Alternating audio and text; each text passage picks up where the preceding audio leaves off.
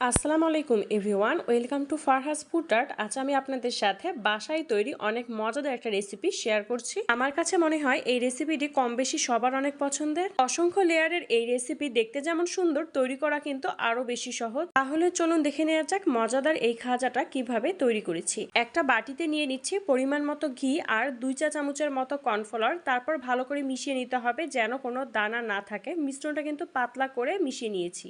ঘিয়ের পরিবর্তে কিন্তু ময়দা এখানে দিতে পারেন। মিক্সিং বলে দিয়ে দিচ্ছি 1 কাপ আর 2 টেবিল চামচের মতো ময়দা, সামান্য পরিমাণে লবণ মিশিয়ে নেওয়ার পরে পরিমাণ মতো পানি দিচ্ছি। পানিটা কিন্তু একবারই দিব না, অল্প অল্প করে দিব আর সফট একটা ডো তৈরি করে নিব। এই ডো তৈরিতে আমি কোনো তেল ব্যবহার করব না। পানির পরিমাণটা বলছি না, যখন ডোটা তৈরি করবেন বুঝতেই পারবেন এখানে কতটুকু পানি লাগবে।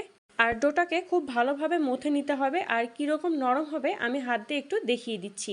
এই ডো থেকে আমি 6টা লেচি কেটে নিয়েছি আর 10 মিনিটের মতো ঢাকনা দিয়ে রেখে দিব, তাহলে আর একটু নরম হয়ে যাবে।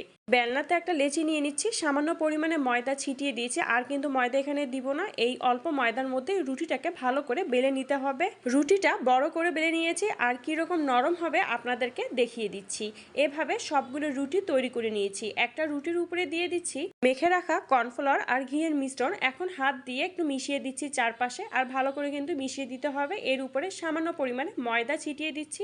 ময়দা ছিটিয়ে নেওয়ার পরে এর উপরে রুটি দিয়ে আর একটু চাপ দিয়ে দিচ্ছি।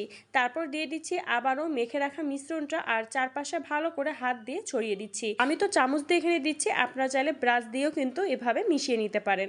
তো হাত দিয়ে ভালো করে চারপাশে মিশানো হয়ে গেলে আবারও ময়দা ছিটিয়ে দিচ্ছি। এর উপরে আরেকটা রুটি দিয়ে দিচ্ছি। এভাবে আমি 6টা রুটি সেট করে নিব। এই মিশ্রণটা ঘি দিয়ে তৈরি করেছি। বাড়িতে ঘি না থাকলে তেল দিয়েও কিন্তু তৈরি করতে পারেন। অনেক সময় কিন্তু বাড়িতে কর্নফ্লাওয়ারও থাকে না, তাহলে এর পরিবর্তে ময়দা দিয়ে এই মিশ্রণটি তৈরি করতে পারেন। পুরো রেসিপিটাই তো ময়দা দিয়ে তৈরি করেছি, এখানে ময়দার পরিবর্তে আটা দিয়েও কিন্তু তৈরি করতে পারেন। 6টা রুটি যখন সেট করে নেওয়া হয়ে যাবে, সর্বশেষ রুটির উপরে আমি এই মিশ্রণটা দিয়ে চারপাশে ভালো করে ছড়িয়ে দিচ্ছি। আর শেষের দিকে কিন্তু কোনো ময়দা এখানে দিব না। এখন চারপাশে চারকোনা শেপ দিয়ে কেটে নেওয়ার পরে লম্বাভাবে এভাবে কেটে নিব।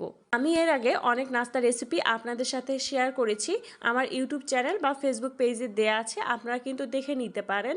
আমি তো এখানে 6টা রুটি দিয়ে রেসিপিটি তৈরি করেছি। আপনারা চাইলে 6 রুটির পরিবর্তে 5টা, 4টা বা 7টা, 8টা রুটি দিয়েও কিন্তু তৈরি করতে পারেন আপনাদের ইচ্ছা অনুযায়ী। তো কেটে নেওয়ার পরে একটা অংশ আমি এভাবে ফোল্ড করে নিচ্ছি। ভিডিওটি দেখলে আপনারা বুঝতে পারবেন। আর শেষের অংশটা পিছনের দিকে একটু চাপ দিয়ে দিচ্ছি।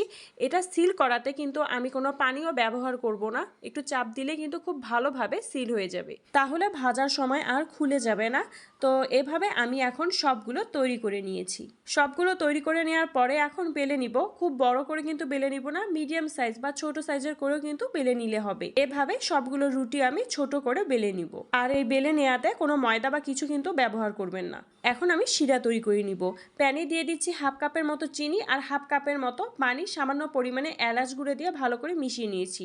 যেই পরিমাণে চিনি নেবেন সেই পরিমাণে কিন্তু পানি নিতে হবে। এই শিরাটা কিন্তু আমি ঘন করে জাল করে নিব। 1 তার বা 2 তার কিছুই করতে হবে না, একটু ঘন করে জাল করে নিলেই হবে। চুলার জাল মিডিয়ামে রেখে প্যানে পরিমাণ মতো তেল দিয়েছি। তেলটা আগে গরম করে নিব, তারপর চুলার জাল কম করে দিয়ে একটা খাজা দিয়ে দিচ্ছি আর ছুরি দিয়ে একটু হালকা করে কেটে দিচ্ছি। খুব জোরে কিন্তু কেটে দেওয়া যাবে না। যেই অংশগুলো লেয়ারের সেই অংশগুলো একটু করে এভাবে আমি কেটে দিচ্ছি, হালকা করে, খুব বেশি চাপ দেওয়া যাবে না। এখন এই খাজাটার উপরে এইভাবে আমি তেল ছিটিয়ে দিচ্ছি। ভিডিওটি যদি আপনারা ভালোভাবে লক্ষ্য করেন তাহলে বুঝতে পারবেন। আর এভাবে একটু কেটে দেওয়ার কারণে লেয়ারগুলো কিন্তু খুব ভালোভাবে বোঝা যাচ্ছে। আর কোনো বাদামি কালার বা কিছুই করতে হবে না, যখন হয়ে আসবে বুঝতেই পারবেন কিন্তু তৈরি হয়ে গিয়েছে বা ভাজাটা ঠিকভাবে হয়েছে। চুলার জাল বন্ধ করে দিয়ে এখন নামিয়ে নিচ্ছি।